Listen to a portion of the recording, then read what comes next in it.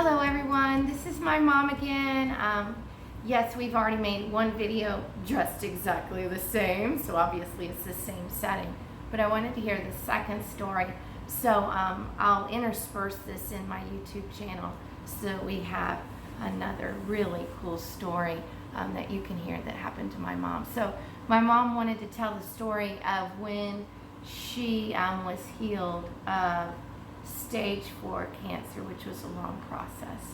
So, Well, for many, many years I fought with depression and suicidal thoughts and thought my family would be so much better off without me dragging them down. And God wasn't pleased with that. And finally, working as a therapist, I had a chance to make something of myself, and I was excited about it. I'm going to have meetings to talk about how therapy could help the hospital.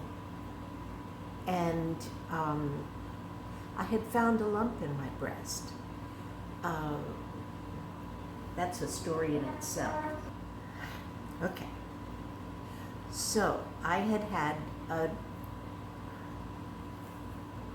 biopsy done. And I went home that Friday. My husband was in Gainesville, which is an hour and a half away, and with a group of kids. And the doctor was waiting for me. And he said, "I'm glad you're here. I have to tell you something." I said, "Okay, I need you to take these bandages off." He said, "I will, but I've got to tell you something." I said, "Okay." He said, "Where's your husband?" I said, "He's in Gainesville. He doesn't need to be here." He said, "Well, it would have been better." But he said, you have breast cancer and you're going to have surgery." I said, "Oh, drat." I said, "Well, I've got meetings Monday. Wednesday I've got this. Sunday I've got to teach children's church. And well, maybe Monday." He said, "No." He said, "Monday morning, next Monday morning." It would have been today, but I couldn't get a surgical team together. "It's going to happen."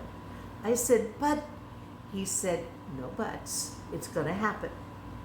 Except you be here at 6 o'clock in the morning on Monday morning because we are going to do surgery." So that was that weekend, and you were expecting to have at least a week.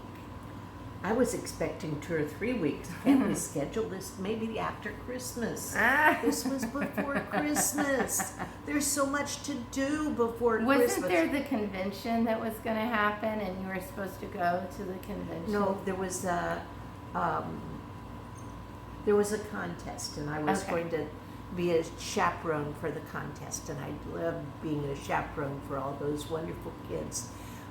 Well, that next Monday morning, I was scared to death, never had surgery before in my life, and my sweet husband was there holding my hand, but that didn't last long. I had to go and be cut on. By the way, this surgeon, when he called to get authorization to be able to do it, they asked him, "Well, what do you do for a living?" He said, "I cut up people for a living," which I thought was hilarious. After all, he's a surgeon. Anyway, so they did the surgery, and that night people came to see me and everything. And he came in that night and he said, "We're not done." I said, "What do you mean we're not done? You told me that was it." He says, "We're not done." He said, "It's more virulent than I expected. You're really going to have the whole breast off." I said, "Not just a lump?" He said, "All of it. And we've got to take the lymph nodes too." So 3 days later, that's what they did. They took it all and sewed me up, sent me home with reservations for chemotherapy and radiation. And my poor daughter here became head of the house because she had to take care of me while she was in college. This was so hard on her. I had my last period after the first chemo. My husband would come with me for each chemotherapy, and it was rugged. I had a friend that everybody in the whole school system just loved this lady. She was so wonderful. Mm-hmm. She got the same cancer at the same time. Only it was an easier, she had breast cancer, but it was an easier one. And they told her that it would probably metastasize within the year. What I didn't know was when the doctor did my summary, he said it would probably metastasize within the year, and he didn't expect me to live beyond the year. At first, I didn't see that. When I finally did see it, I said, shoot, it's not going to happen. I don't think he told you that. I think he kept that a secret from us, and he told Aunt Molly, my aunt, her sister, that he had never seen anybody live longer than a year with that cancer. Well, God knows what he's doing. He had other things in mind. And it was like he spoke to me and he said, all right, you've been asking to die. You have a choice. Do you want to die and go home? Or do you want to stay? And I realized I had a son who hadn't finished high school. My daughter's in college. They need me. I've got things I have to do. You wanted to see grandchildren.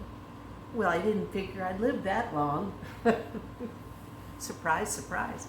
Anyway, God gave me a choice.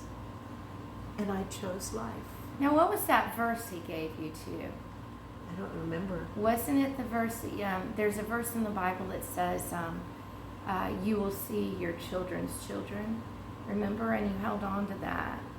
That's one of the ones. Oh, there were so many. Yeah. Anyway, a lot of things happened during that time. Other miracles that take too long to tell. But God still has me here. That was in 1991. It's been over 25 years. For somebody who's supposed to be dead, I sure am very lively. And God did that one. God did that one. All right. Bye-bye, guys.